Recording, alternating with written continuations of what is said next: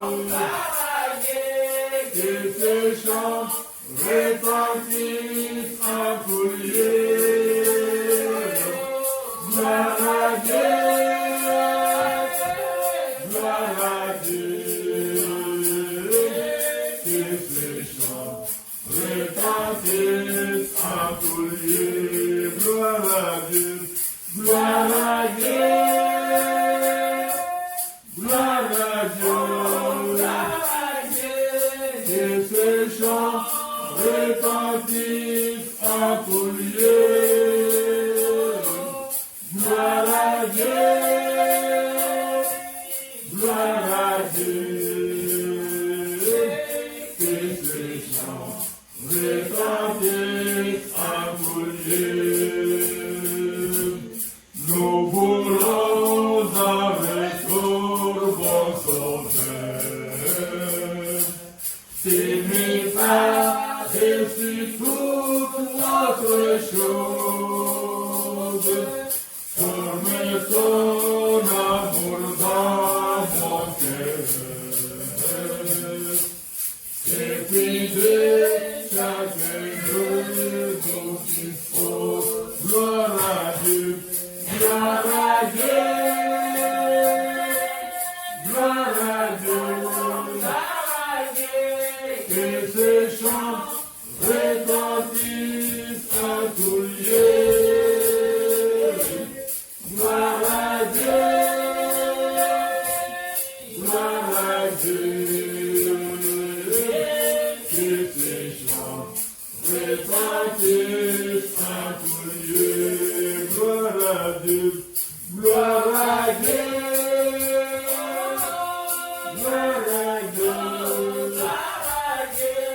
Que ces chants retentissent en tout lieu.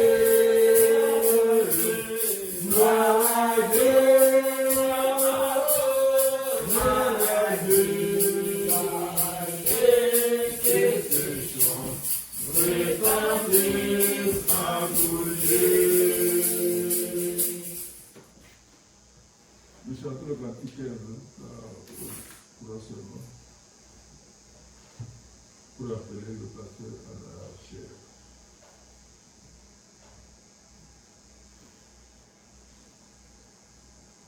Laissons voir notre joie, nous qui aimons le Seigneur.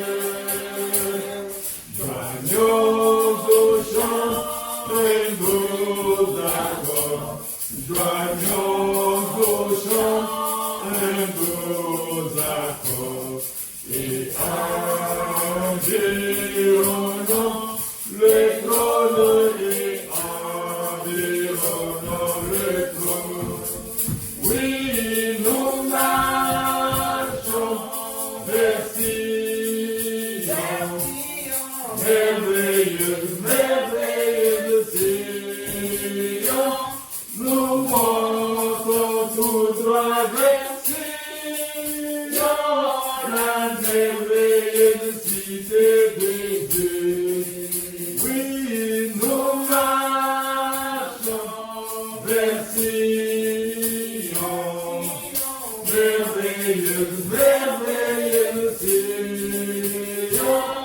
Nous montons tout droit vers Sion, la merveilleuse cité de Dieu. Il répète de chanter ceux qui ne connaissent pas notre Dieu. Mais tous les enfants du roi céleste, mais tous les enfants du roi céleste,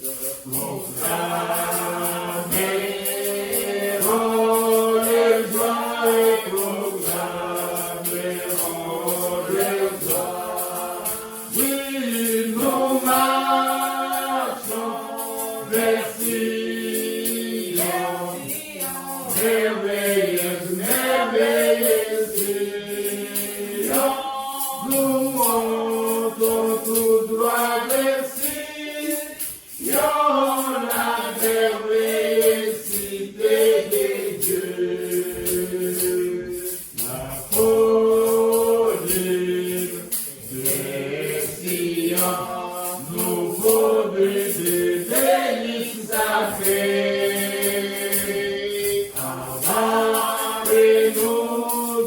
atteignons le ciel, avant que nous atteignions le ciel, nous marchions sur les rideaux, nous marchions sur les rideaux.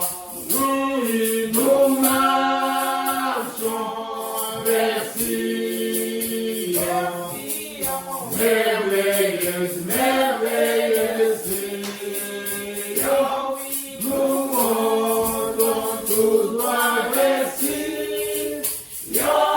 la merveilleuse cité de Dieu. Tous nos chants à la bonté et chaque lamette séchée. Nous marchons sur le sol d'Emmanuel. Nous marchons sur le sol d'Emmanuel. Vers les beaux pays d'en haut, vers les beaux pays d'en haut. Oui, nous marchons vers Sion,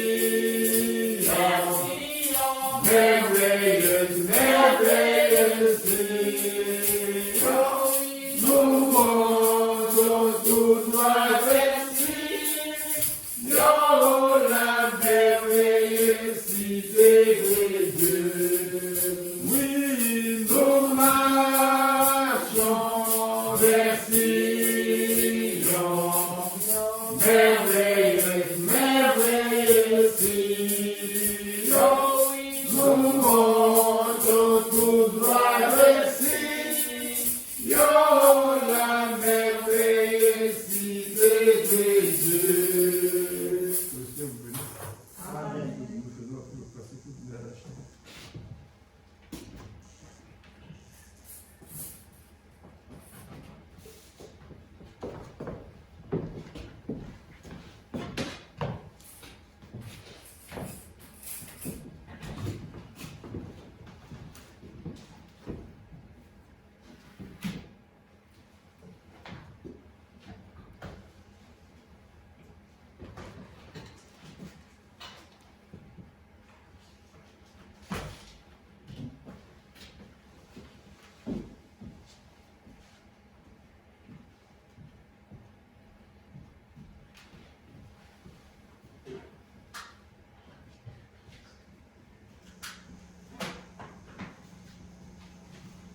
Que le Seigneur vous bénisse.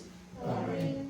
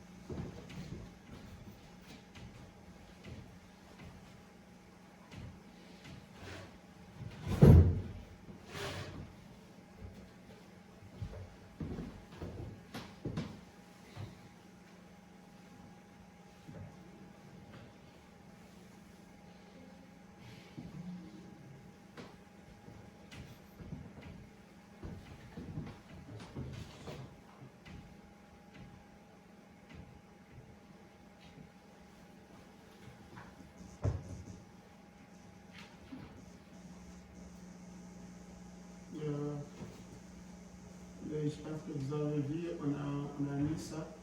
Comme je vous disais la fois passée, quand nous finissons ici, au lieu de se ressembler à l'église, on va dans l'autre salle. Parce que quand on sort d'ici, c'est ici où il y a du bruit. C'est ainsi, oui, on avait écrit encore. Donc, on m'a dit, oui, ils vont mettre ça parmi des trucs ici, je ne sais pas s'il va couvrir ou bien il va le laisser comme ça, je ne sais pas. Oui, ce sont des pour insonoriser. Donc, si on se salue, on peut se saluer dans la salle de l'enfant ici. Et l'autre chose, ok.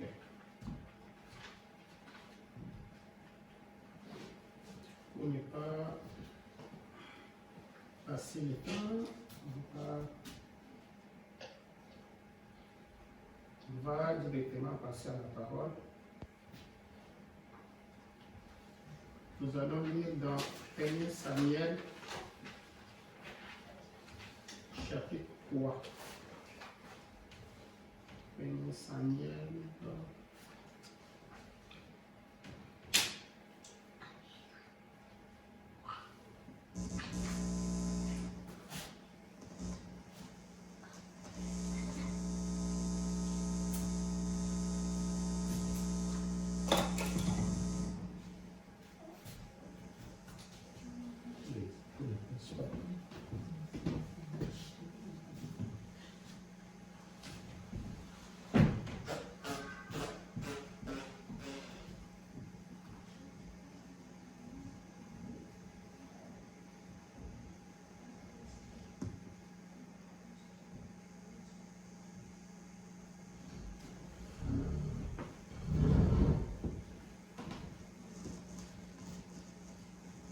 Ok.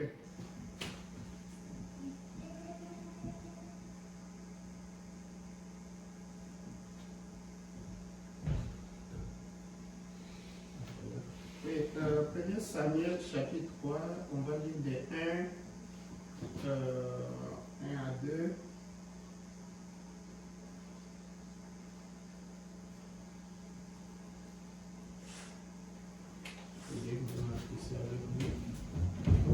Les jeunes Samuel étaient au service de l'Éternel devant Élie. La porte de l'Éternel était la parole de l'Éternel était rare en ce temps-là. Les visions n'étaient pas fréquentes. En ce même temps, Élie, qui commençait à avoir les yeux troubles et ne pouvait plus voir, était couché à sa place. La lampe de Dieu n'était pas encore éteinte et Samuel était couché dans le temple de l'Éternel, où était l'arche de Dieu. Alors l'Éternel appela Samuel. Il répondit, me voici. Et il courut vers Élie et dit, me voici, car tu m'as appelé. Élie répondit, je n'ai point appelé. Retourne te coucher. Et il alla se coucher. Je vais prier pour que vous puissiez vous asseoir et puis je vais continuer. Prions le Seigneur. Seigneur Jésus, Dieu Tout-Puissant, merci notre Père et notre Dieu pour cette opportunité que tu ne cesses de nous donner de venir dans ta maison. Où nous nous rappelons, Seigneur, que le grand David pouvait dire, je suis dans la joie quand on me dit, allons dans la maison de l'Éternel. Bénis maintenant tes enfants, bénis leurs efforts, bénis Seigneur les troubles qu'ils ont mis Seigneur pour venir jusqu'ici. Bénis les dîmes, les offrandes, bénis la parole que nous allons dire Seigneur. Bénis la langue, bénis la bouche que tu vas prononcer et tu vas utiliser. Bénis aussi les oreilles, Seigneur, de ceux-là qui vont recevoir ceci. Descends maintenant toi-même, Seigneur, pour que tu puisses nous parler, Seigneur. Tout ça pour ta gloire, dans le nom de Seigneur Jésus-Christ, notre Sauveur, nous avons ainsi demandé. Amen. Amen. Veuillez vous asseoir.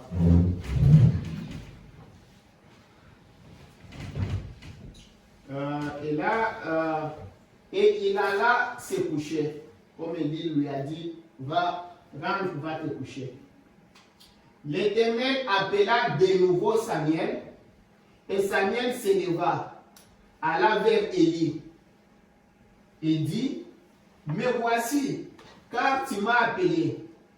Élie répondit, je n'ai point appelé mon fils, retourne te coucher. Samuel ne connaissait pas encore l'Éternel. Et la parole de l'Éternel ne lui avait pas encore été révélée. L'Éternel appela de nouveau, c'est-à-dire pour la troisième fois, appela de nouveau Samuel pour la troisième fois. Et Samuel s'éleva, alla vers Élie et dit, me voici, car tu m'as appelé. Maintenant, regarde, c'est Élie. Élie comprit que c'était l'Éternel qui appelait l'enfant. Et il dit à Samuel, va, couche-toi, et si l'on appelle, tu diras, parle l'Éternel, car ton serviteur écoute. Et Samuel alla se coucher à sa place. L'Éternel vint et se présenta, et il appela comme les autres fois, Samuel, Samuel. Et Samuel répondit, parle, car ton serviteur écoute. Alors l'Éternel dit à Samuel, voici, je vais faire en Israël une chose qui étourdira les oreilles de quiconque l'entendra. En ces jours, j'accomplirai sur Élie tout ce que j'ai prononcé contre sa maison. Je commencerai et j'achèverai. Je lui ai déclaré que je vais punir sa maison à perpétuité à cause du crime dont il a connaissance et par lequel ses fils se sont rendus méprisables sans qu'il les ait réprimés. C'est pourquoi je jure à la maison d'Élie que jamais le crime de la maison d'Élie ne sera expié, ni par des sacrifices, ni par des offrandes. Samuel resta couché jusqu'au matin, puis il ouvrit les portes de la maison de l'Éternel. Samuel craignait de raconter la vision à Élie. Mais Élie appela Samuel et dit, Samuel, mon fils. Il répondit, me voici. Et Élie dit, quelle est la parole que t'a adressée l'Éternel? Ne me cache rien, que Dieu te traite dans toute sa rigueur. Si tu me caches quelque chose de tout ce qu'il t'a dit. Samuel lui raconta tout, sans lui rien cacher. Et Élie dit, c'est l'Éternel qu'il fasse ce qui lui semblera bon. Je vais lire 19 aussi. Samuel grandissait, l'Éternel était avec lui, et il ne laissa tomber à terre aucune de ses paroles. Que Dieu ajoute les bénédictions à sa parole. Amen. Je vais ajouter, on va ajouter dans le Nouveau Testament, je vais prendre Actes des Apôtres, Actes chapitre 4, verset 19.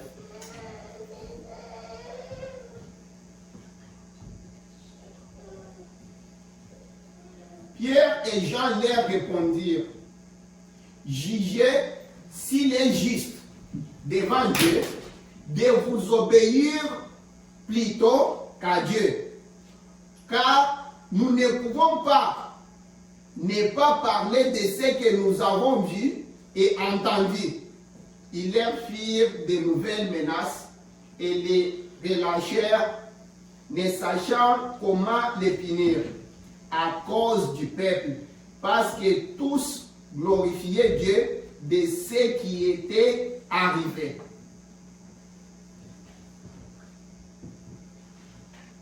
Je vais intituler ce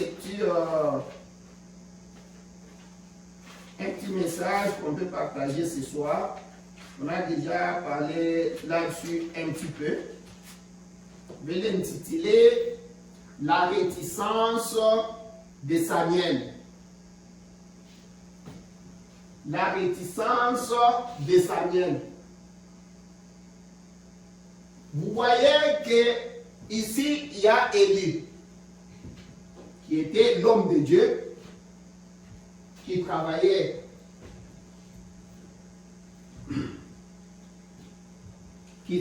au temple. Et là, il y avait le petit Samuel. Vous connaissez l'histoire du petit Samuel, comment il a été donné, comment il a été né. Comme c'était un miracle, Samuel avait confié, avait dit, Samuel va travailler pour l'Éternel. Mais regarde que quand la parole de Dieu est venue, quand Dieu a voulu parler, il est allé parler à Samuel, qui était un prophète, que Élie, qui était sacrificateur, qui était là-bas, qui travaillait au temple, le vieux pasteur, le vieux évêque. Il était là au temple, mais lui n'était pas un prophète. Bien que le petit Samuel ne connaissait pas encore l'Éternel, et que l'Éternel ne s'était pas encore révélé à Samuel, vous voyez que Samuel était prophète, mais il fallait que l'Éternel se révèle à Samuel. Un prophète, il y a un temps où il doit connaître Dieu. Il peut voir des choses, entendre des choses qu'il ne connaît pas. Juste comme on a vu avec la vie de William Branham. Tu vois qu'il y a eu un temps où l'Éternel est allé l'appeler. Mais le vieux Élie, comme il était sacrificateur là-bas, comme il était évêque là-bas, comme il était le vieux pasteur qui travaillait là-bas, comme il connaissait la parole de Dieu, mais regarde, à cause de sa maison. Si vous êtes pasteur, vous êtes évêque, vous êtes ceci, cela, vous êtes tout ça, c'est surtout les pasteurs, c'est leur maison qui les trahit souvent. Soit ça peut être sa femme, ça peut être ses enfants, ça peut être quoi que ce soit. Mais écoute comment Dieu est en train de les réprimander. Parce que quand ces enfants ont fait tout ce qu'ils ont fait là-bas, oh, c'est mes enfants. Oh, ils couvraient toujours. On dit parce que tu n'as pas réprimandé tes enfants. Tes enfants faisaient n'importe, mais ils étaient déjà majeurs. Les vieux papas ne pouvaient rien. Mais regarde comment l'Éternel est allé. L'Éternel a appelé le petit Samuel parce que le petit Samuel était prophète. Il parlait au petit Samuel. Mais comme le petit Samuel ne connaissait pas encore l'Éternel, n'avait pas encore la révélation, n'avait jamais entendu. Et vous avez vu comment la Bible est en train de dire que ça faisait déjà longtemps où la parole de Dieu était d'abord rare. Les visions étaient rares parce qu'il n'y avait pas de prophètes. Tu vois? Quoi qu'il y avait des églises, il y avait des ceci, cela, et la parole de Dieu ne vient qu'aux prophètes. Comme il n'y avait pas de prophètes, il n'y avait pas de visions, et la parole de Dieu était rare. Et puis quand Dieu est venu pour parler, bien que les vieux sacrificateurs étaient là, les vieux pasteurs, les vieux missionnaires, les vieux apôtres, tout ça, ceci, cela, étaient là, bien qu'ils connaissaient la parole de Dieu d'une manière théorique, la parole n'est pas allée à lui. Bien que c'est lui qui avait la connaissance, vous voyez que quand on a appelé, le petit Samuel qui était prophète, comme il ne connaissait pas Dieu, n'a même pas compris. Il fallait que lui qui connaît les vieux élus, comme il connaît bien Dieu d'une manière théorique, il a compris que c'était Dieu qui appelait le petit Samuel. La parole de Dieu ne vient qu'aux prophètes. Des visions, de tout ça, ce sont des prophètes.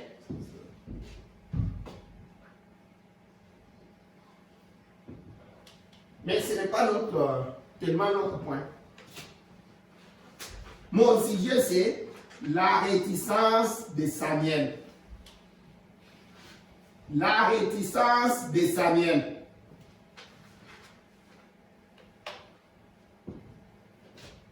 Il y a quelque chose, j'ai pris la réticence de Samuel, vous allez comprendre pourquoi. Regarde que, après maintenant, quand Élie a parlé, a instruit Samuel pour lui dire que celui qui t'appelle, c'est l'Éternel, et que l'enfant s'est soumis à ce vieux pasteur, c'est lui qui l'a montré que celui qui t'appelle, c'est l'Éternel. C'est lui qui avait les secrets, qui connaissait que Dieu appelle ce petit garçon. D'abord, regarde là où était Samuel. Il travaillait toujours au temple. Il travaillait dans le temple. Il était là jour et nuit. Même les vieux étaient toujours au temple. Ils travaillaient sans relâche, ils étaient là. C'est ainsi que la parole de Dieu pouvait venir les trouver. Je ne sais pas si Dieu l'avait trouvé dans n'importe quoi, je ne sais pas si la parole pouvait venir à lui. C'est pourquoi vous devez comprendre, peuple de Dieu, vous qui travaillez pour l'Éternel, sachez que Dieu ne peut pas manquer de vous honorer. Dieu honore ceux qui l'honorent. Comme il l'a fait pour les autres, ne vous fatiguez pas. Chaque fois arrive devant Dieu et dit, Seigneur, tu as fait pour tel. Tu as répondu tel. Tu as agi dans ces cas-là. Le prophète nous a dit, prends les types. Si vous regardez même l'histoire de la maman de Samuel, vous allez voir que le prophète nous a parlé là-dessus. Mais ce n'est pas notre point. Mais regarde, mais quand maintenant Samuel a entendu la parole de l'Éternel, il y a un message qu'on a donné à Samuel. Quand Dieu donne ce message-là, c'est ça notre problème. C'est ça le problème des hommes de Dieu. Vous pouvez voir comment nous souffrons des fois. Le prophète dit, il dit quelque part, j'ai laissé ça.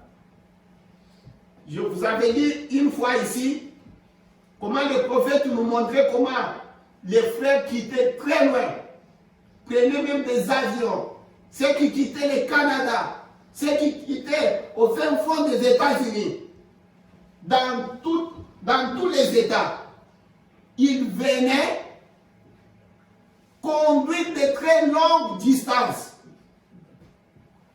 Il y a des neiges sur des routes glacées, juste pour venir écouter la parole de Dieu. Le prophète dit, quand ces gens-là regardent dehors, ils arrivent, ils n'ont même pas où se mettre, pas même de place où se mettre. Les autres sont dans des voitures avec les enfants, les mamans avec les enfants qui habitent là-bas, parfois c'est très chaud. Si vous lisez, je pense dans qui est ce Melchisédek, le prophète en parle encore. Il dit, regarde, en plus quand ces gens-là arrivent, après avoir conduit de très longues distances comme ça, parfois ils n'ont pas mangé. Parfois, ils ont pris, c'est tout ce qu'ils avaient comme argent pour nourrir leurs enfants. Ils doivent payer les carburants. Les carburants qu'ils peuvent utiliser peut-être toute une semaine ou 2 semaines pour aller au travail et rentrer. Ils mettent ça pour aller écouter juste une fois la parole de Dieu. Et quand ils arrivent comme ça, Branham dit, ils arrivent même comme ça, ils restent là-bas dehors, sous la chaleur, ou bien dans des voitures très chaudes. Quand Branham se met encore à la chair, il dit maintenant quand je me mets à la chair, je vais encore avec la prédication qui blesse beaucoup ces gens-là. La prédication qui ne les berce même pas. Pas même pour dire, vous êtes venus, vous êtes... Non, non. La prédication qui taille, qui les coupe en morceaux, qui les condamne. Il dit, vous ne savez pas ce que ça me fait. Mais je n'ai pas de choix. Je n'ai pas de choix de dire cela. Parce que ce n'est pas moi qui blesse. C'est la parole de Dieu qui blesse.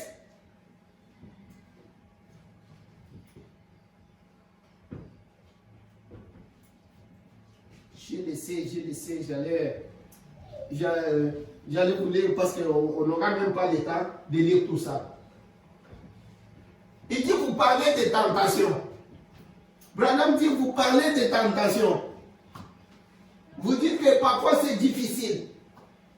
Comme les sœurs vont dire, nous sommes tentés d'aller porter aussi des petites jupes comme les autres. Des jupes collantes et moulantes, tout ça. Des robes moulantes.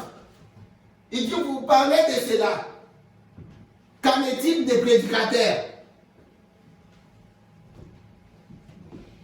Tu es tenté aussi de faire des compromis. Tu es tenté aussi, on te dit, va là-bas. Dieu te dit autre chose. Les gens t'appellent, mes frères, on doit faire ceci, on doit faire cela. Toi, tu es comme un vieux, tu es comme ceci, cela. Et Dieu aussi révise. Vous parlez de la tentation.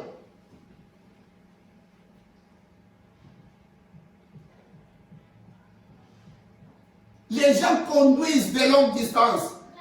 Les gens manquent de sommeil pour venir écouter une prédication. Et quand ils arrivent, ce qui sort, c'est les couper en morceaux, les condamner du matin jusqu'au soir. Il dit, pensez à cela. Pensez à ce que ça me fait.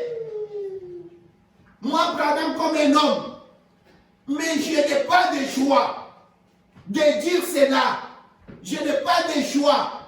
Comme nous avons lu ici, dans Actes chapitre 4, Jean et Pierre ont dit aux gens là, dis-nous, on doit obéir à Dieu ou bien vous obéir aux hommes. On doit faire mal au Seigneur ou bien faire mal aux hommes. Parce que si tu refuses de faire mal aux hommes, tu fais mal au Seigneur. C'est la situation qui s'est passée dernièrement ici. Quand il y a un homme de Dieu, tu dois parler avec, tu penses que c'est un homme de Dieu. Quand je peux lui dire ceci, ça va me faire mal. Je me suis posé une question. Je vais poignarder mon Seigneur dans les dos, ou bien je vais refuser de dire ça. La réticence de sa vienne. Vous allez comprendre ce que le prophète est en train de dire ici. les petits Samuel, quand on lui donne maintenant les messages là, qu'on donne à Samuel par Dieu, un message qui condamne, qui tue, qui bannit même Samuel. Samuel qui l'a nourri, Samuel qui les nourrissait, Samuel qui les gardait au temple, Samuel qui l'enseignait, Samuel qui lui a parlé de Dieu. Dieu arrive, il te dit, va dire à Samuel. Même ses péchés, même les péchés de sa maison ne seront pas expiés. C'était très dur pour l'enfant. C'était très dur. Il a demandé même le courage. Lisons les prophètes, parce qu'on n'aura pas le temps. Laisse-moi qu'on puisse lire les prophètes. Allez, tout ce que j'avais mis. C'est parti, mon Dieu. Aïe. Tantine, on va lire avec toi. J'avais tout mis ici, c'est parti. Ça c'est. La voix de Dieu dans ces derniers jours. Je ne sais pas pourquoi ça fait ça.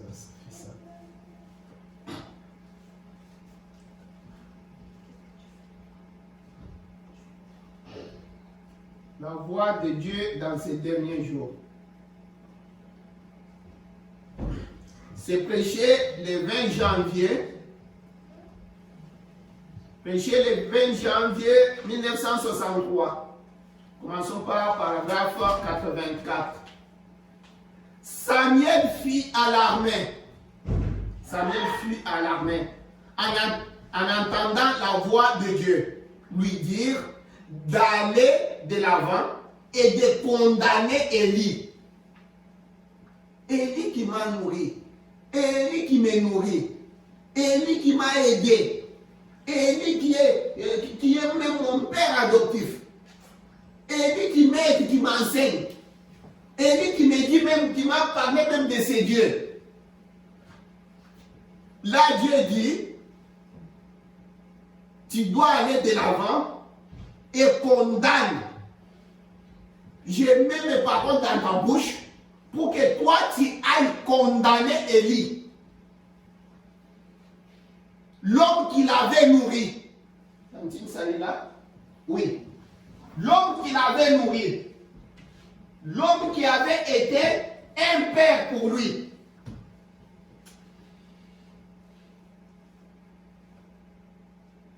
Et qui l'avait élevé et nourri. Frères prédicateurs, puis-je, bien souvent, les prédicateurs bien établis dans leur milieu dénominationnel et dans leur credo, avec en poche leur papier, les prédicateurs qui sont très contents de l'organisation même qui les a nourris, qui leur a donné leur nourriture, qui les a élevés, qui leur a donné une position dans l'église et les a établis dans l'assemblée, et ils doivent démolir leur enseignement. Voyez, quelle chose horrible ce serait pour un vrai serviteur de Dieu d'entendre la voix de Dieu et de devoir revenir à cette même organisation mère pour dire, vous êtes condamnés parce que vous ne recevez pas cette parole. Quelle chose! C'est-à-dire, un prédicateur sort d'une église, mon tabernacle, mon pasteur, le pasteur qui l'a enseigné la parole de Dieu, le pasteur qui l'a marié, le pasteur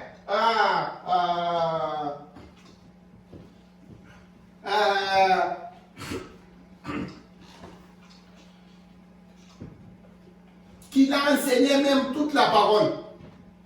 Maintenant, Dieu lui dit, quand Dieu lui révèle quelque chose, tu dois rentrer dire à ton pasteur là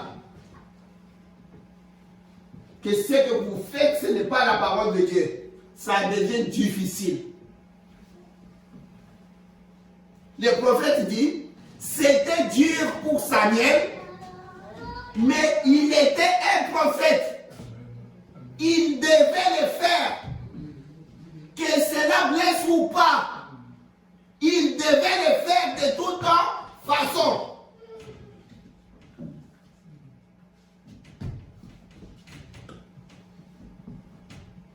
J'aimerais que vous puissiez voir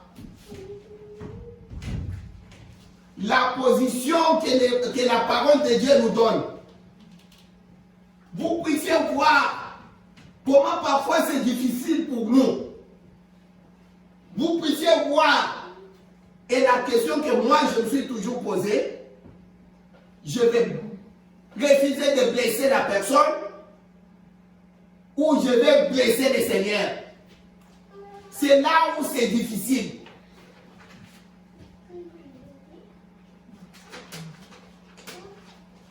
C'est là où vous voyez, nous avons trop de problèmes.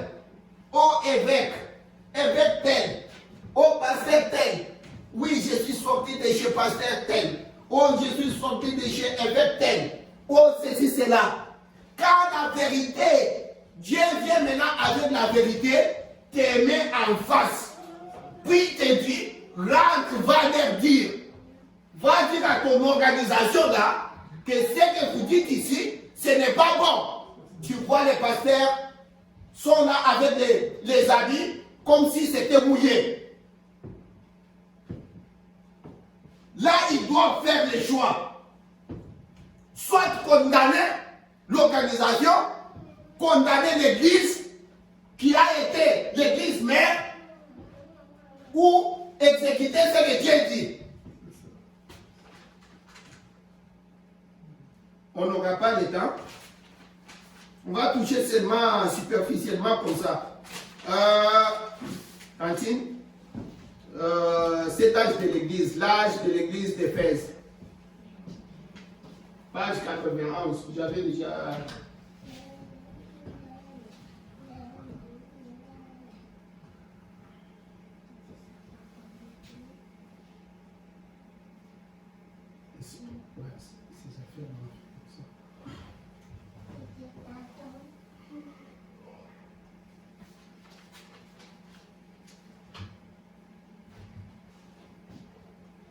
Là au milieu, écoute ce que le prophète dit. Oh oui, dans Apocalypse chapitre 12, cette prostituée avait beaucoup de filles. Ces filles sont tout à fait semblables à leur mère. Elles mettent la parole de côté. Elles renient l'œuvre de l'Esprit de Dieu. Elles subjuguent les laïcs et empêchent carrément ces laïcs d'adorer Dieu à moins de venir à travers elles ou selon leur modèle, qui n'est rien d'autre qu'un modèle d'incrédulité qui vient de Satan lui-même. C'est-à-dire, les églises qui sortent d'une église quelconque, vous allez, parce que vous êtes sorti d'une église quelconque, d'un pasteur qui vous a imposé des mains, d'un pasteur qui vous a ordonné dans le ministère, maintenant tu vois la parole de Dieu claire. Dieu vient avec la vérité, te les met en face. Il dit voilà comment les choses sont. Maintenant, si tu les fais, lisons d'abord les prophètes. Où donc, mais où en sommes-nous spirituellement? Nous sommes dans un désert de ténèbres. Combien nous nous sommes éloignés de l'église primitive? Il n'y a plus rien qui ressemble à la Pentecôte et à la parole. Et la parole est absente. La succession apostolique aujourd'hui, chose courante, ne se trouve pas dans la parole. C'est un système fabriqué par l'homme. c'est une usurpation illégitime de la vérité selon laquelle c'est Dieu et non l'homme qui a établi ses conducteurs dans l'église. Pierre n'est même pas allé à Rome. Je m'arrête là-bas. On avait dit avec vous ici, le prophète en train de dire, vous savez, Dieu n'a jamais remis son église dans les mains d'un homme, d'un évêque. Il a remis son église au Saint-Esprit. Tu vois?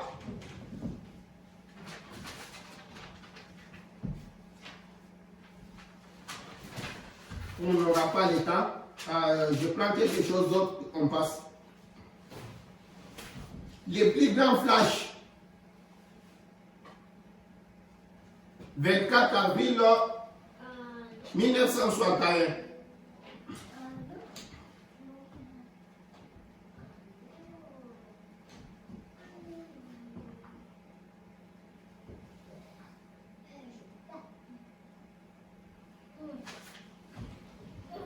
Paragraphe, pour ne pas être long, on prend même au milieu, à partir de 44.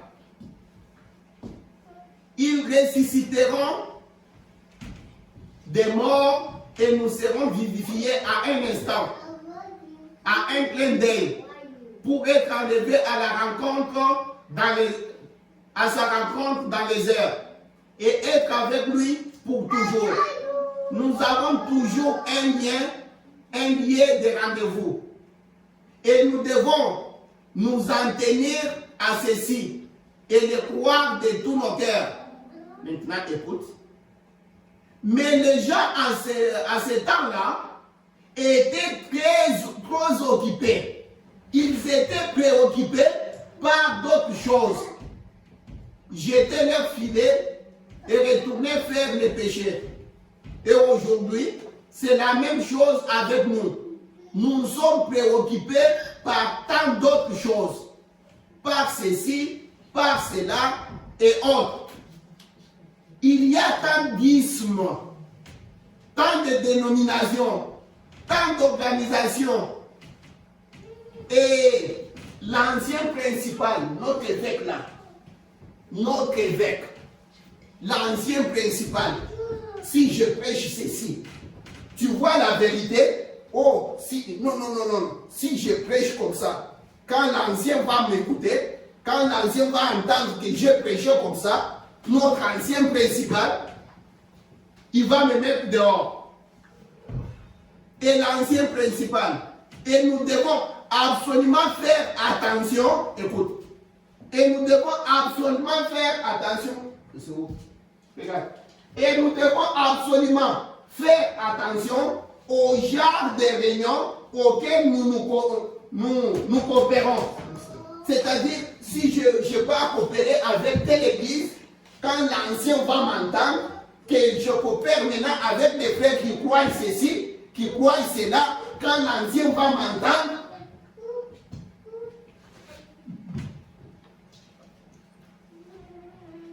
au genre de réunions auxquelles nous coopérons, car le surintendant des districts pourra nous mettre à la porte.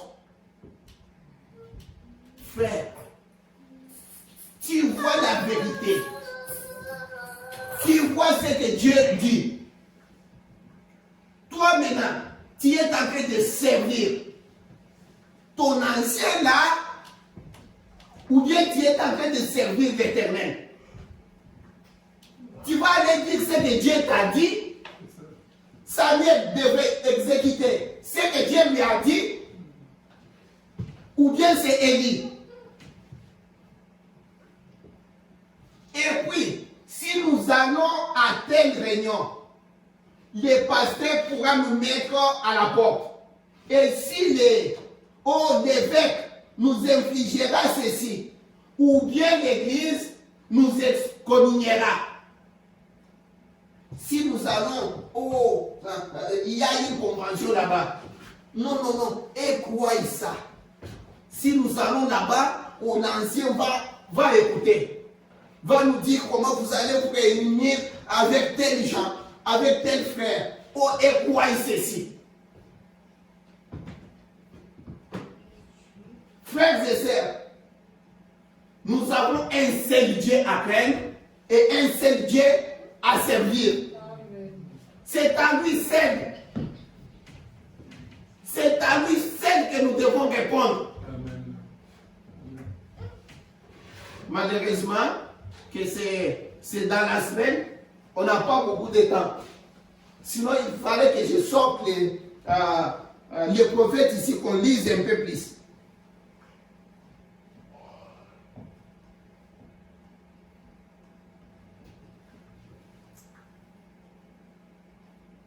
Oh, et nous sommes si occupés à tenir nos membres à l'œil pour nous assurer qu'ils ne vont pas dans une autre église ou qu'ils n'ont rien d'autre à faire en dehors de notre petite clique.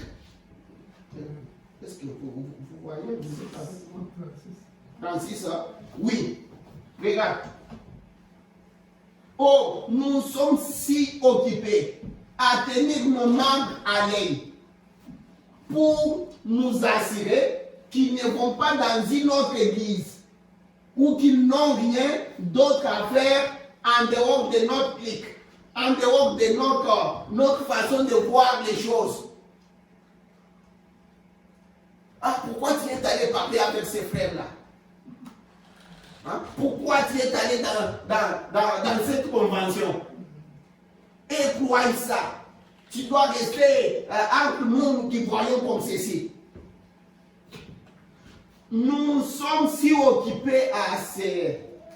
C'est tout juste comme échanger des membres et amener un cadavre d'une mort à une autre.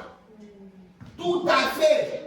On ne sait pas que la résurrection s'est produite et que nous nous en réjouissons déjà. Mais on échange des cadavres les uns contre les autres.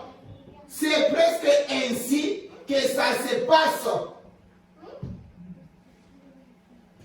Ça, c'est même idée que ce que nous avons dit ici, les prophètes, nous dit que nous sommes en train d'adorer un Jésus ressuscité, qui est resté dans des histoires qui sont mortes.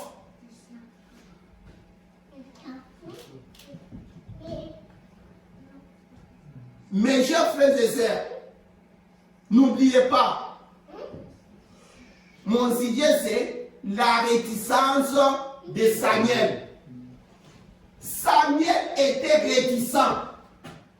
Et le prophète nous dit, Samuel était réticent parce que la parole de Dieu qui lui a été adressée, c'était pour aller condamner son père qui les nourrissait, son évêque qui l'a élevé, l'homme qui l'a enseigné la parole de Dieu, l'homme qui l'a même pointé Dieu.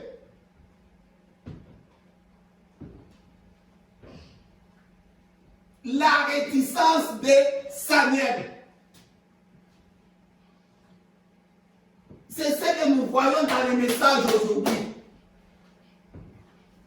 Nous voyons tout ça chaque jour. Devant la vérité, tu verras un frère, il voit que bien la vérité, mais comment je vais dire ça? Peu importe ce que vous dites là, notre église, notre évêque, nous faisons des thèmes. Ça, c'est le prophète, c'est la bouche de Dieu qui dit ça.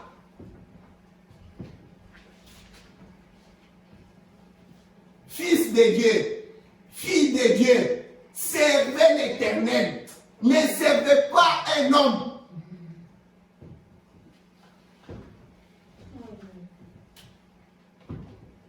Au frère tel, peu importe comment il est frère tel.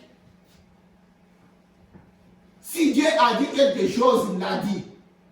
Toi, tu prends les prophètes, tu lis, tu écoutes, tu vois ce qu'on te présente, C'est pourquoi, la plupart des temps, vous me voyez, je rentre, pour qu'on lise les prophètes. Que le prophète parle.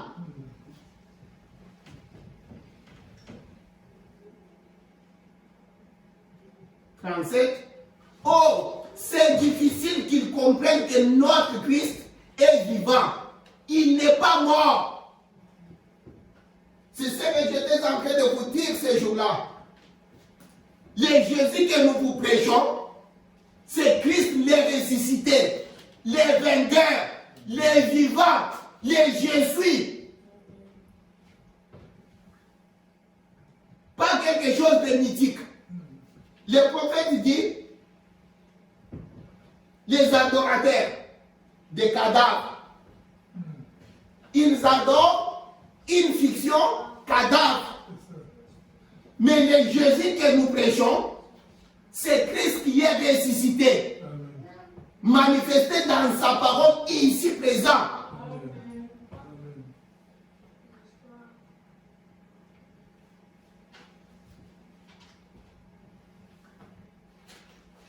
Nous sommes venus dans cette parole parce qu'on a trouvé que c'est une perle de grand prix.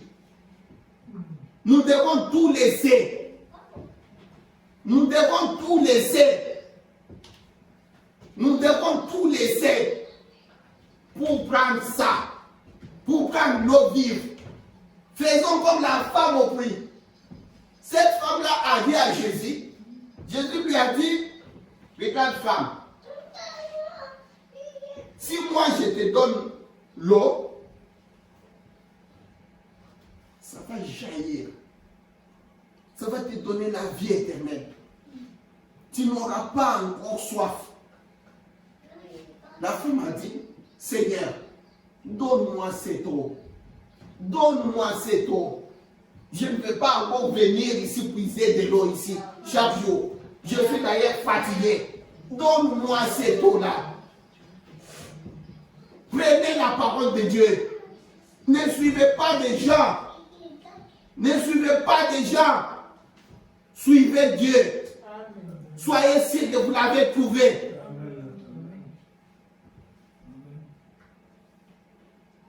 Le prophète dit, oh, c'est difficile qu'ils comprennent que notre Christ est vivant. Il n'est pas mort, mais il est vivant pour toujours. Et il est le même hier, aujourd'hui et éternellement. Mais nous sommes très occupés, préoccupés par des multitudes de différentes choses. L'Église a tant de choses à faire et elle est très occupée à ceci et à cela. Nous n'avons pas le temps d'examiner ces choses. Et si nous apprenons que ça vient d'un messager, nous disons, oh, ce sont des histoires comme celles auxquelles les gens croyaient autrefois. Oh, ces idiotes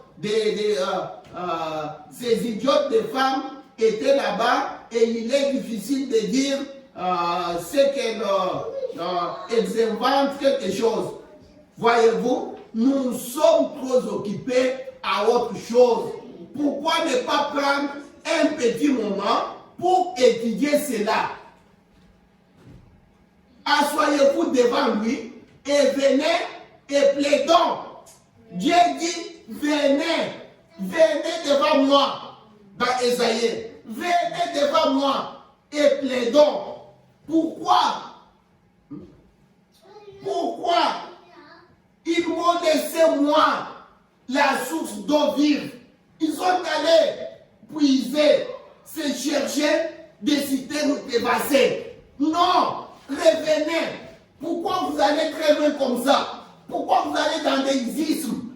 Revenez, mettez-vous ici et plaidons.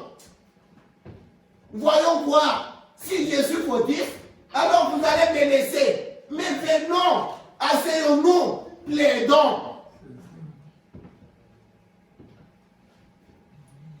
Vous me laissez moi la source d'eau vive. Vous allez suivre vos anciens. Vous allez suivre vos évêques.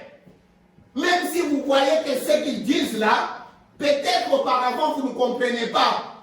Mais maintenant, vous comprenez que ce que l'évêque là disait, il y a quelque chose qui bloque quelque part. Non, mais c'est notre évêque, tel pasteur, le pasteur qui m'a imposé les mains, le pasteur qui a fait ceci, oh c'est moi, oh ceci, cela. Non! Nous avons affaire à un Dieu vivant. C'est à lui que nous allons répondre.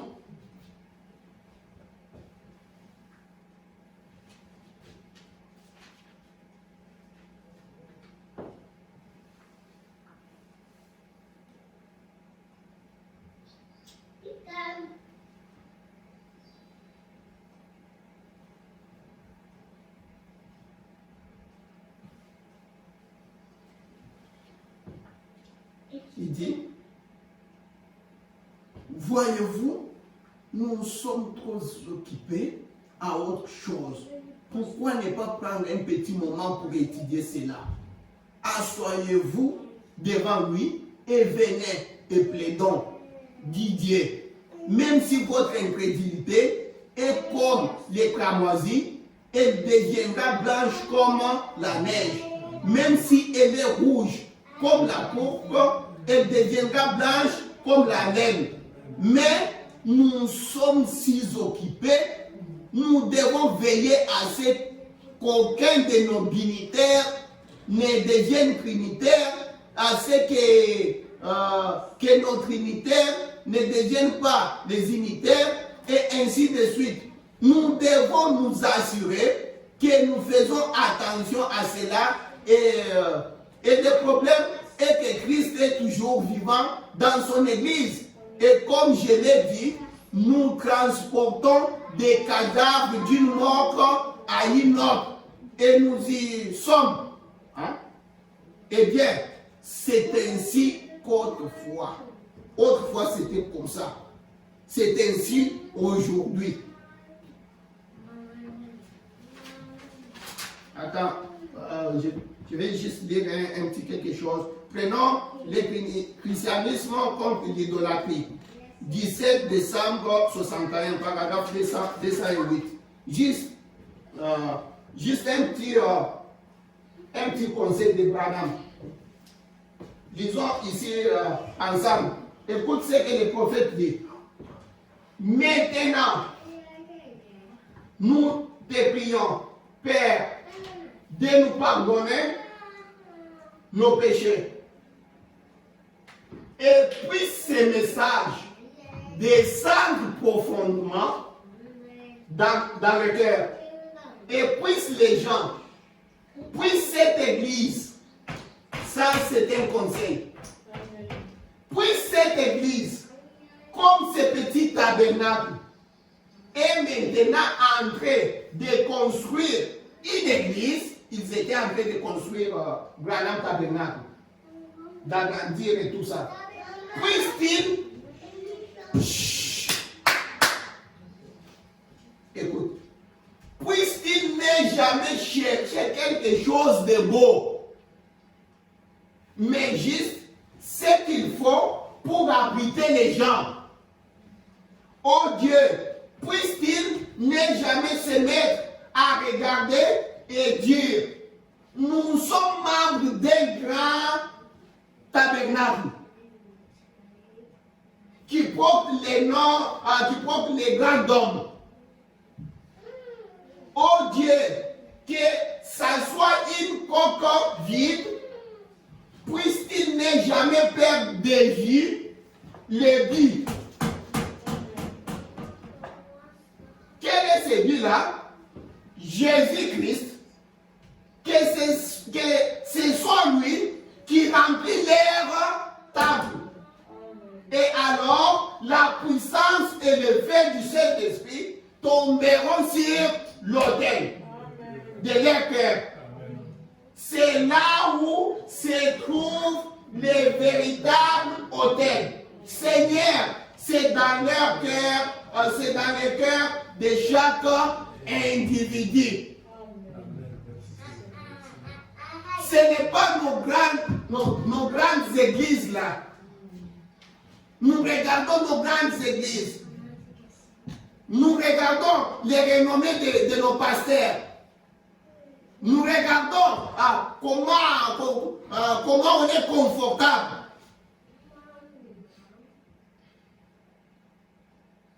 Ce n'est pas à cela. Quand il descend encore, on revient encore ça. Il y a vraiment quelque chose que le prophète est en train de dire ici. Regarde, c'est le prophète qui est en train de demander à Dieu.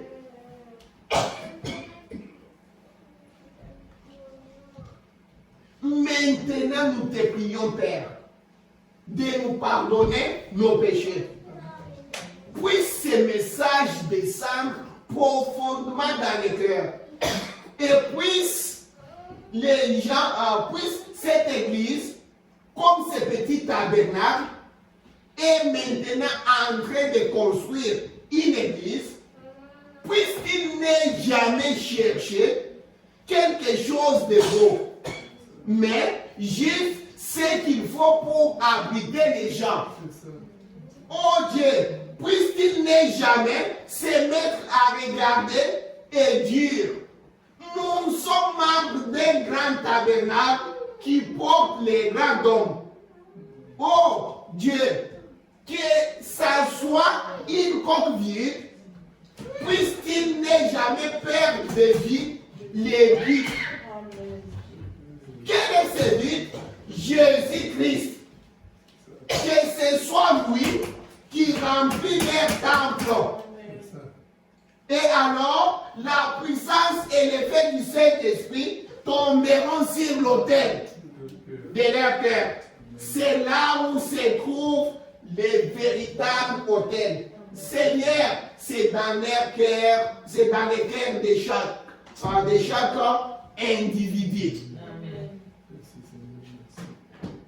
Les prophètes tirent nos regards de tous, de toute autre chose. Ce n'est pas que nous ne pouvons pas avoir une belle église. Mais notre but, ce n'est pas cette belle église. Si ça arrive qu'on construit une belle église, c'est pour nous abriter. Qu'on ne puisse pas manquer les billes.